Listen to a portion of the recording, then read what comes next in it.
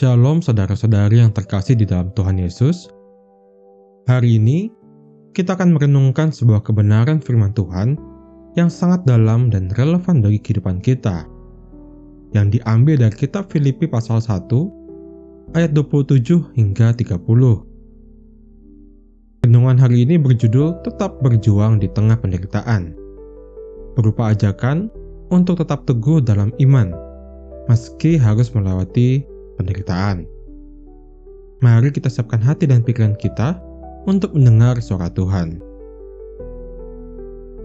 Tuhan Yesus yang Maha Kasih, pada saat ini kami datang ke hadapan-Mu dengan hati yang rindu untuk dikuatkan oleh firman-Mu.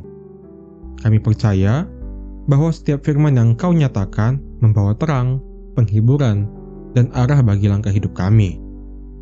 Bukalah hati dan pikiran kami agar kami dapat memahami kehendak-Mu dan mampukan kami untuk hidup berpadan dengan Injil Kristus, meskipun harus melalui tantangan dan penderitaan.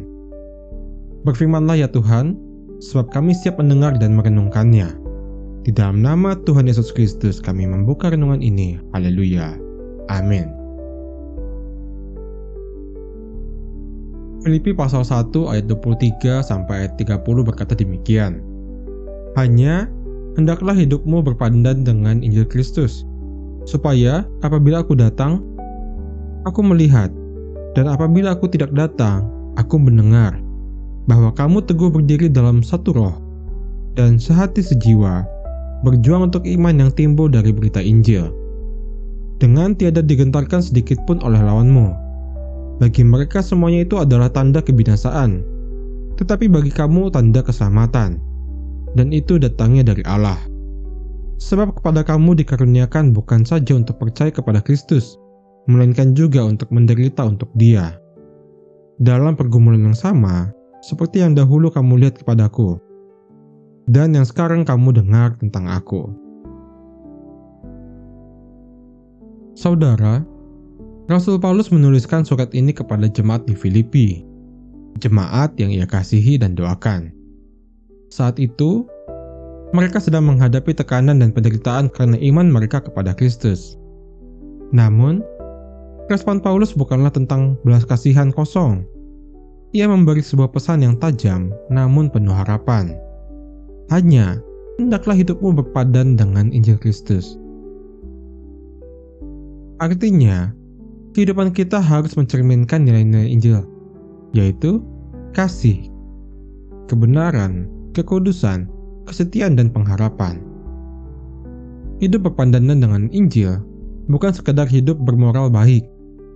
Ini adalah hidup yang sepenuhnya tunduk kepada kehendak Allah, mencerminkan karakter Kristus dalam pikiran, perkataan, dan tindakan, baik dalam terang maupun dalam gelap, baik dalam kemudahan maupun dalam penderitaan. Ini adalah gaya hidup yang berbeda, sebuah kehidupan yang tidak mencari pembenaran dari manusia, melainkan Tuhan.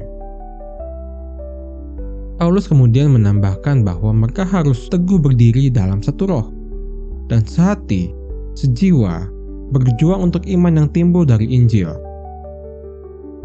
Iman Kristen bukanlah iman yang pasif.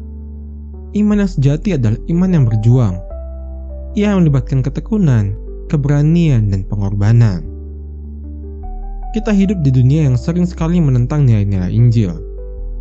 Saat kita menyatakan iman kita bisa menghadapi ejekan, penolakan, bahkan penderitaan. Tetapi Paulus berkata, jangan gentar sedikit pun. Mengapa? Karena keberanian dalam menghadapi lawan bukan hanya menunjukkan kekuatan iman kita, tetapi juga menjadi tanda keselamatan yang datangnya dari Allah. Ketika kita tetap berdiri teguh, dunia boleh mencemooh, tetapi surga akan bersorak-sorai. Dan disinilah bagian yang terdalam dari perikop ini. Sebab kepada kamu dikaruniakan bukan saja untuk percaya kepada Kristus, melainkan juga untuk menderita oleh Dia. Saudara, ini adalah kebenaran yang sulit diterima oleh orang banyak.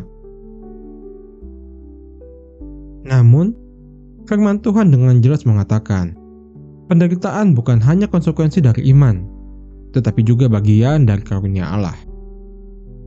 Dalam bahasa Yunani, kata dikaruniakan ini berasal dari akar kata yang sama dengan anugerah. Artinya, penderitaan karena Kristus adalah bagian dari kasih karunia-Nya. Mengapa? Karena melalui penderitaan, kita dibentuk. Karakter kita dimurnikan, dan kita menjadi serupa dengan Kristus, Sang Anak Allah yang pun menderita untuk kita. Penderitaan bukan kutukan. Penderitaan dalam Kristus adalah bagian dari proses ilahi yang membawa kita semakin dekat kepada Allah dan memperlihatkan kuasa Injil di dalam kehidupan nyata. Paulus berkata bahwa jemaat Filipi telah melihat dan mendengar penderitaan yang ia alami. Artinya, pengalaman sulit seseorang dalam Tuhan dapat menjadi kesaksian hidup dan kekuatan bagi orang lain. Demikian juga kita. Ketika kita mengalami tekanan, kegagalan, penganiayaan, atau kehilangan, dan kita tetap percaya dan bertekun, hidup kita akan menjadi sebuah kesaksian nyata bagi banyak orang. Kita tidak tahu siapa yang sedang mengamati iman kita, tetapi mereka ada, dan melalui kesetiaan kita, mereka juga akan dikuatkan. Saudara yang terkasih, mungkin hari ini engkau sedang lelah. Mungkin engkau sedang menghadapi pergumulan yang berat dalam keluarga, kerjaan, pelayanan, atau kesehatan Anda. Jangan takut, tetaplah berjuang. Hiduplah berpandangan dengan Injil Kristus.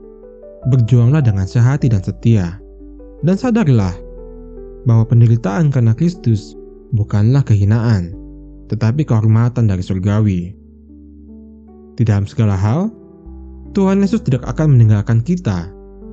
Ia yang pernah menderita lebih dahulu akan berjalan bersama kita sampai garis akhir.